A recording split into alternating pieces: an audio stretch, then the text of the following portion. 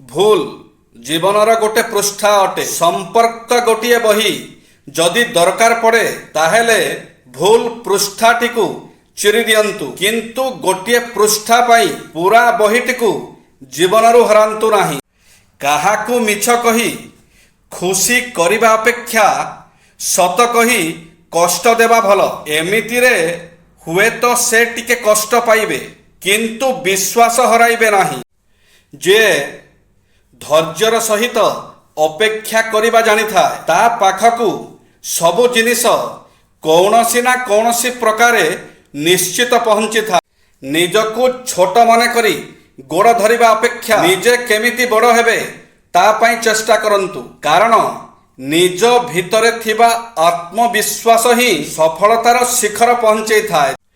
ପ୍ରତ୍ୟେକ ବିଫଳତା ଆପଣଙ୍କୁ ସଫଳତାର ଗୋଟିଏ ପାଦ ନିକଟତର କରିଥାଏ। ତେଣୁ ଚେଷ୍ଟା ଜାରି ରଖନ୍ତୁ, ବିଫଳତାକୁ ଭୟ କରନ୍ତୁ ନାହିଁ। ଜୀବନରେ ଏକା ରହିବା କଷ୍ଟ ହୋଇନଥାଏ, ହେଲେ କେହି ଜଣେ ଯଦି ସାଥୀ ହୋଇ ଅଧା ବାଟରେ ଛାଡ଼ିଦିଏ ତାହେଲେ ବହୁତ କଷ୍ଟ ହୋଇଥାଏ। ଜୟ ଶ୍ରୀ ଜଗନ୍ନାଥ।